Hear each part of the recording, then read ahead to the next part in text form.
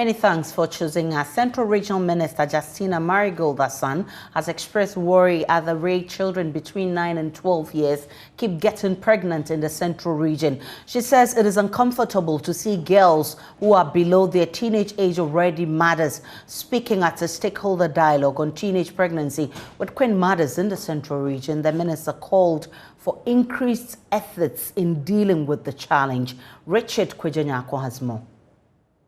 Today, when we looked at the statistics from the health directorate, we realized that we've been living 10 point something. So we are going down and have so many interventions running and some other NGOs who are supporting us. And as they are supporting, putting in monies and all of that, then as leaders of the region, we needed to also step up our game and then speak to leaders in the region, especially Queen mothers, and then some individuals to also come on board so that together we'll be able to eradicate, if not put it to the barest minimum. Central Regional Minister Justina Marigold-Asan bemoaning the teenage pregnancy statistics across the country. She expressed her sadness about the age of the girls that are now getting pregnant. From the Education Directorate, looking at the figures that she was putting out, it was alarming. Yes. At a point, I saw that somebody was a 9-year-old girl already having a child. Quite alarming, so serious. And personally, I don't know, but I will not be happy to see my girl child at a night. Oh, please. It's too much that when you hear some of these things coming, it gets you worried, and you should sit up and look out for anything that you can do to solve this problem. So yes, targets we've given to various departments to work on, but critically we are going to help the Queen mothers, at least support them with something small. In terms of, they would have to go and visit some community members. They need to talk to people. They will need fuel. They will need to give them water and other things. So that is one area that we really want to champion. In 2020, the Central Region alone recorded over 10,000 teenage pregnancies. And this has got many in the region worried. The Central Regional Minister is charging Queen mothers to rise up and change the narrative. Paramount Queen Mother of Mankesim, Nanamba Emisa, who spoke on behalf of the Queen Mothers, indicated that traditional authorities have a role to play in changing the current happenings and they would rise to the occasion. Now, Minister na samide opede na breeding teenage pregnancy wo Central Region Obafum. Now wa Bafum sumpo ye the third position. The third position the minister wants the teenage pregnancy numbers to reduce. It has even gone down. We are now in the third position in the whole country. Even with the third position, it is not good for the region. The Queen mothers have played a role in ensuring the reduction in the numbers. No, you need to my hand. You crew, you schools. When the numbers were high, we had to visit the schools and homes to talk to them and all that. Broken homes, parental neglect account for a whole lot. We will do more about this to ensure a further reduction. The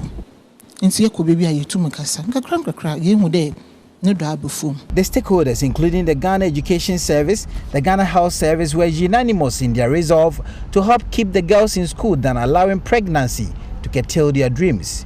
Reporting for JoyNews, Richard Kwejenyako, Cape Coast.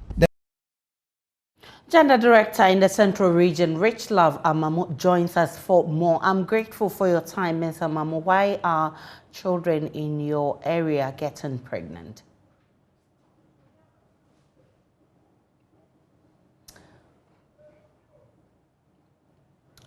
Hello, Rich Love. Hello. Yes, I'm finding out from you, why are the teenagers in your area getting pregnant? Thank you very much. Good morning to everyone listening to us or watching us at this moment. Well, with the Central Region, we have an issue here, and it's a very big issue that we have in the Central Region. Teenagers get pregnant because of some things parents are doing in the region.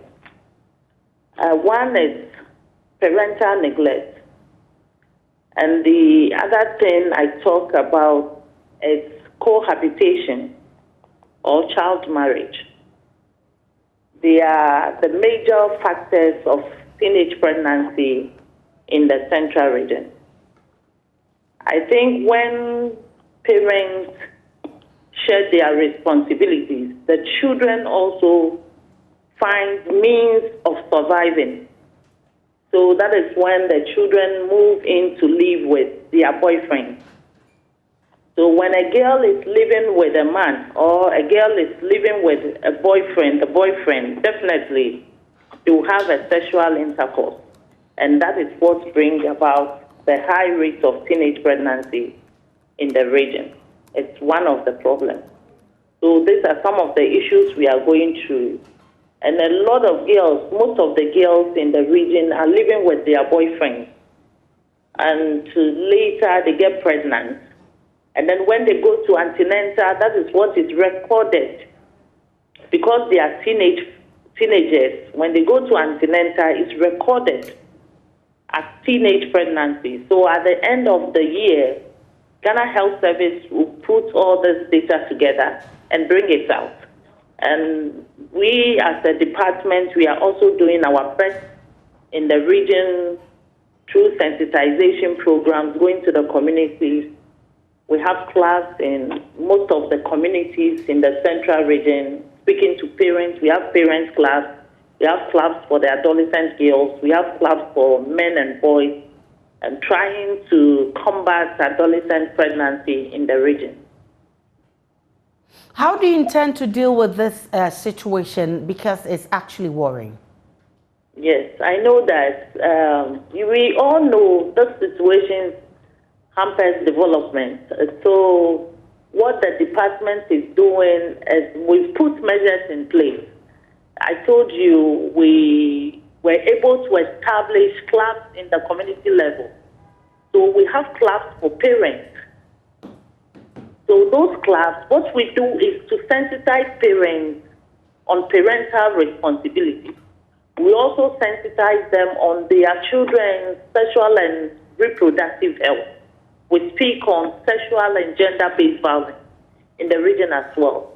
So when the parents are well informed, they will also take informed decisions in the lives of their children. So that is what we are doing. So we move on to establish clubs for the adolescent girls as well.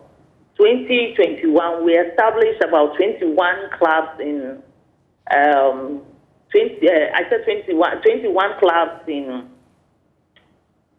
20 from 2019, 2020, 2021, we established 21 clubs or groups in the community level for the parents. And then last year too, we have established 11 clubs at the community level for the adolescent girls. We mentor them. We have mentorship programs where last year, even late last year, in November 7th, we brought about 80 adolescent girls or teenage girls to the to Cape Coast to mentor them for 3 days. So we are doing this mentorship program and also the school outreaches. We go to senior high schools to speak to the adolescent boys, because we normally say who makes the adolescent girl pregnant. It is the men and boys. So we don't leave them out. We have clubs for them in the region as well at the community level. But we still go to senior high schools. Last year, we were at the senior high school, went to Bisiansi Senior High School. We went to Asin Mansu Senior High School. We brought the boys together and sensitized them. You know, some of them to our ignorance of the law. I don't know. I don't want to say they don't know what the law says about some of these things. So we try to spell out the law to them by we work with stakeholders. DOFSU, maybe start from DOFSU to the field to speak to them on these issues. We work with stakeholders. We go with Ghana Health Service to speak to these children about these issues. So that is what the department is doing. Besides that, we do media engagement. We speak to the general public about some of these things, the effects of early sex and other things. That is what we are doing. We are dealing seriously with, child marriage and cohabitation as well in the region.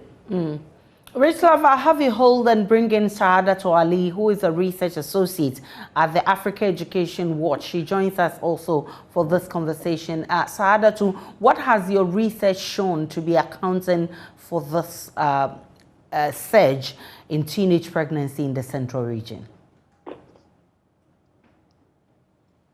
Hello, can you hear me?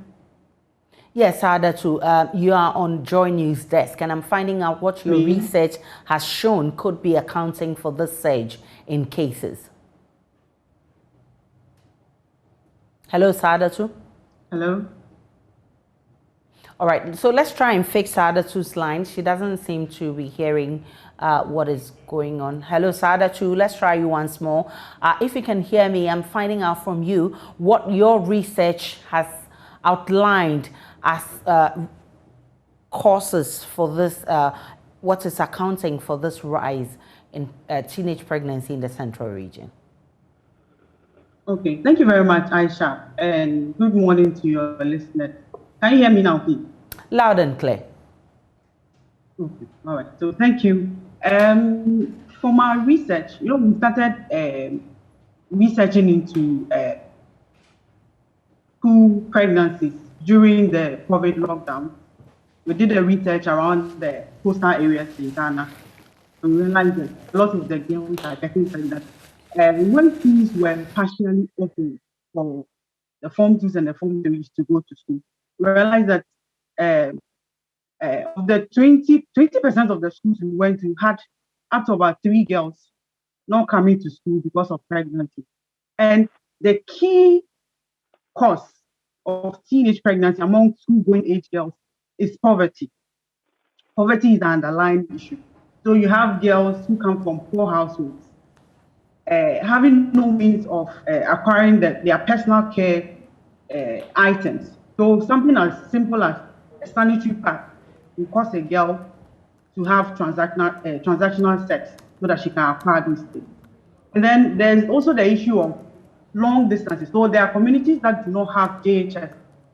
So when the girls complete primary school, they have to travel long distances to go to JHS. And then from home to school, anything can happen.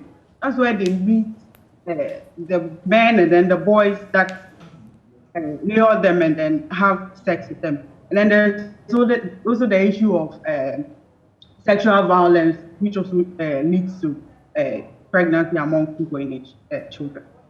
So basically, that's what our research has. So poverty is the number one. What recommendations do you have if we need to actually end this or minimize it? Okay, so from the findings from our research, which began in 2020,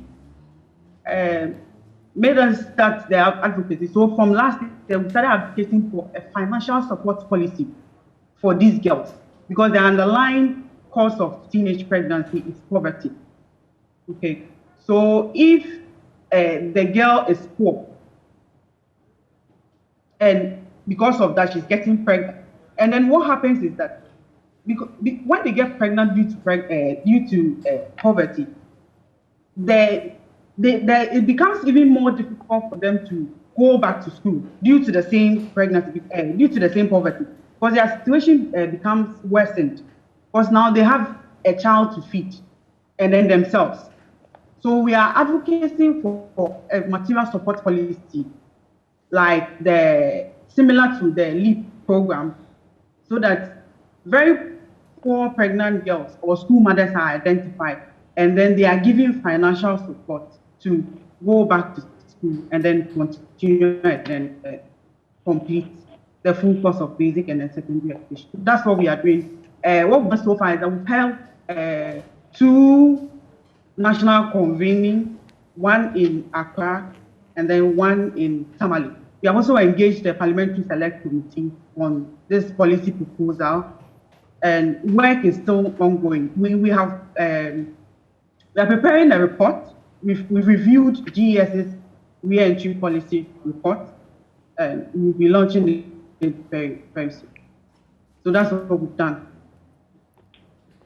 I'm grateful for your time, sir. That's Wali. Rich Love, if you're still there, how do you intend to factor in these recommendations just outlined by Saadato in your plan to help address the situation? Okay, thank you. You know, the department, it's one of the departments under the sector ministry. And the Department of Gender, we exist to implement the gender components of the sector ministry.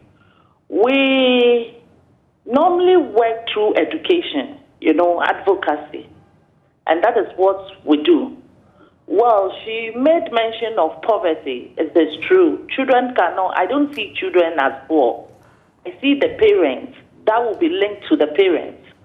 But we know sometimes, this is what I tell parents, there are people, I know a lot of people who comes from very poor home, but today they are doctors, lawyers, MPs.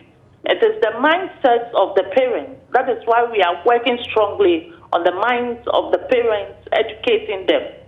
That, you know, I know even it's a crime, shedding your responsibilities in the Republic of Ghana, it's a crime. And we call something maintenance. When you give birth, you take care of the child. So it is the responsibilities of parents to take care of their what? Whatever situation you find yourself in, you can still find a way of getting something small to do. Today, education is free. And then we have the re-entry policy as well. So even by accidentally, when the child gets pregnant, we are saying that the child can still go back to school, depending on the parents and how the parents love. You know, that parent-child communication is not strong. If it is not strong, it is difficult for parents who comes from children who comes from good home to listen to their parents. But when the bond is there and the parent-child communication, PCC is there, then when the parents speak to their children that this is the situation we are in, we don't have money, we don't have this, but you can still make it in life. If they listen to their parents, they can do that. So we are saying other NGOs, we want everybody on board. I want her to come to my office as well, so that we can collaborate and do something in the central region. We want everybody on board to come and help the department as well. If you think you can support financially so that we empower them financially, that is fine. When we had the mentorship, we brought someone to take them, Steadicom, to take them to saving culture. And then we also brought someone to teach them how to make liquid soap. That is skill training. So most of them left this thing. They are back to their communities, and I know they will start with that. And then they have learned saving culture, so they will start saving, and then they will help themselves with, sanitary pad. So that is what we are doing. The sanitary pad issues you made mention of, it's also another serious issue. But all the same, I always say all fingers or so are not equal. There are people who still use the traditional method to take care of themselves. There are people who are heavy flow, so they don't even use the sanitary pad if it is light. Right. So, yeah. So we still take them through the traditional method where we use the cloth. There is a way you can handle it that you may not be infected. Okay. So if parents don't have money, I'll use this platform to also speak to them that they can also use the traditional method for the children, so that at least these children can stay out of danger. I'm grateful outside. for your time. You just had the gender director of the Central Region. She's Rich Love. We can also call her Mama Awochu Adzagba II. I'm grateful for your time.